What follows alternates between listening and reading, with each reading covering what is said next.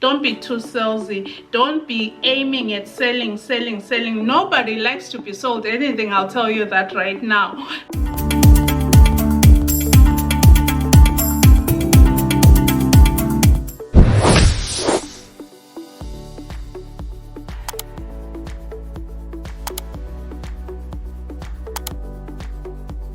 Hi friends, welcome back to my channel. On today's video, I'm going to be talking about how to stand out on a very competitive market. Competition is real, we all know that, right? And that's probably one of the things that's holding you back as far as starting that business, that whether it's a service-based business or a product-based business, you might be holding back because you are afraid of competition. So on today's video, I'm going to be sharing with you some strategies or some tactics on how you can overcome or how you can stand out in a very competitive market, whether it's to sell your coaching program, your course, or your products online. Okay, so stick around. So without wasting any time, let's get on with the video, and I know I'll dish it out for you.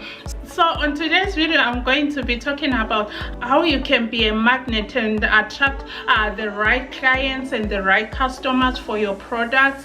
Yes, it may seem like it's an impossible task, but it is doable, it is possible. So the number one thing that you want to do is to know exactly who you are selling to. Know your target audience, because when you know your target audience, you will know and understand exactly what they need, what they want, which leads me to my second point. Know your audience's pain point. What is their pain point? What is that thing that keeps them awake at night? If you know and understand and put yourself in your customers or potential customers shoes, you'll come across as an empathetic person, which is very good, because what you want is to relate. You want to relate and you want to connect emotionally with your customer. Yes, I know you I'm kind of talking a copywriter's language here, marketing copywriter's language, but that is exactly how it is. You want to make sure that you with your potential customer, you want to connect with that person whom you are targeting. What is it that's bothering them? Once you understand your target audience, your target market, you'll be able to craft your product to suit and meet their needs. Do you know and understand your product so well that you can tell a compelling story about that product to that potential client, potential customer who is waiting for somebody to come along and solve their problem? That is how you can stand out, my friend. So that will mean you getting in your client's shoes and understanding them. You need to understand them for you to kind of craft your product to meet and suit their needs, especially if you're going to be providing a service-based business. And then the other thing that you want to do, or the other thing that you want to avoid, is to be too salesy. Don't be too salesy. Don't be aiming at selling. Nobody likes to be sold anything, I'll tell you that right now. Just imagine when you receive a telemarketer's call. Most of us even have them blocked on caller ID because nobody likes to be sold, especially when we don't even know the product. You haven't experienced the product. You haven't even heard about the product or its reputation. So if you come across as a salesy person, you are going to turn your potential customer off. You are going to lose them before you even get your foot in the door. What you want to do is to win them over. And how you win them over, apart from the point that I already mentioned, that you gotta understand their pain point, you gotta put yourself in their shoes, is you want to provide value for them. Be value-based, be value-oriented, because if you focus on value, if you focus on adding value to your customers, and as you are providing value to your customers, you also want to come across as very, very, very sincere. Don't be too fake or too phony, otherwise they can see through, they can read through your phoniness or your fakeness. They can read through that, and what that is going to do, again, you are going to lose them.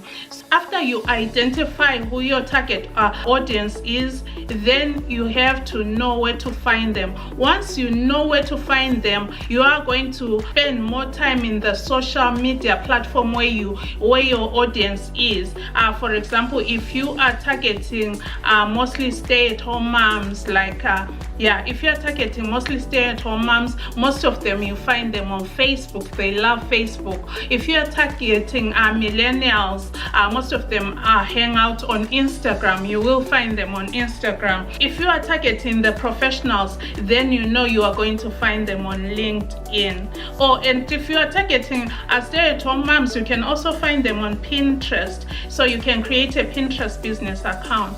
And once you identify the place where to find them, you are going to spend more time on that social media platform. Ideally, you want to have your profile on maybe 3 platforms, but then out of those 3, identify the one where your target audience is, and spend more time on there, posting on there until you get results. And as you are posting on there, you want to make sure that you make a lot of noise about your product. However, before you start blasting out ads, posting ads, you have to make sure that you believe in your product. Be confident, have confidence in your product. Once you are very confident with your product and you can tell a story about your product, then you can start marketing it and advertising it and sharing, and just be as loud as you can. I'm saying that in air quotes. Be as loud, like let your presence be felt and be seen and be known online,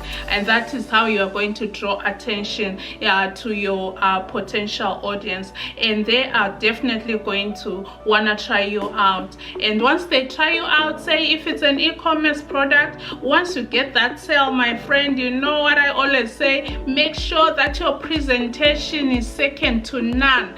Take time to rep and present your product the best way that you know how. This may mean a little investment on things like tissue paper and those glossy merchandising bags. Go a step further than your regular online sellers, because most of them, they are after maximizing profits, and they want to keep as much in their bank account as possible. So what will make you stand out is if you invest a little bit, and most of these investments will not even drive you out of business. Instead, they are going to be a good ROI, return on investment. What you'll be doing by buying those merchandising bags and those things that are going to make your product look presentable and beautiful is that it is going to make those customers come back. It is going to make those customers really go wow and leave you good feedback on whatever platform. Whether you're selling on your website,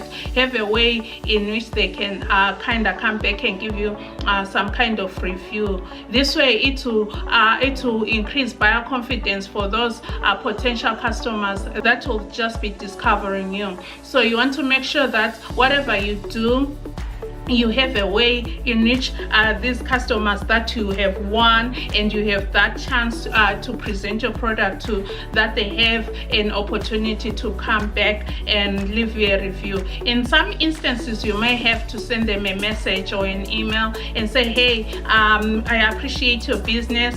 Did I say hey? No, don't say hey. Be more professional than that.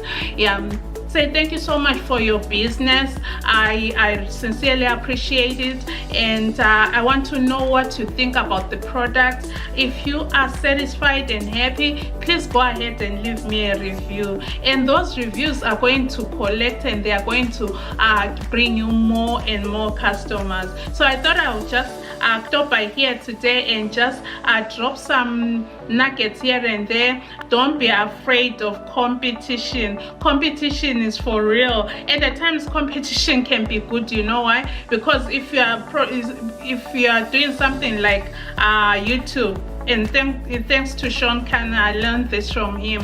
If it's something like YouTube, competition can be good for you because it can help you to be discovered, because you are that little fish swimming among big fish, and those people who are coming to catch the big fish, they will find you, that little one, among those big fish. And I think I like that strategy. So don't be afraid of competition. Competition can be good. It can really serve you. It can turn out to be very good for you. And what is your strategy for winning and keeping your customers? How do you make your customers come back? Leave me a comment below, and thank you so very much for watching, my friend. Thank you for your love and support. And if you have not subscribed already, go ahead and click that subscribe button. It's absolutely free, and don't forget to ring the notification bell so that you don't miss any of my valuable content. And with that being said, I'll see you next time. Remember to be kind, and don't forget to do small things with great love. From my heart to yours. Bye bye. Adios. God bless you. Take care. Love you.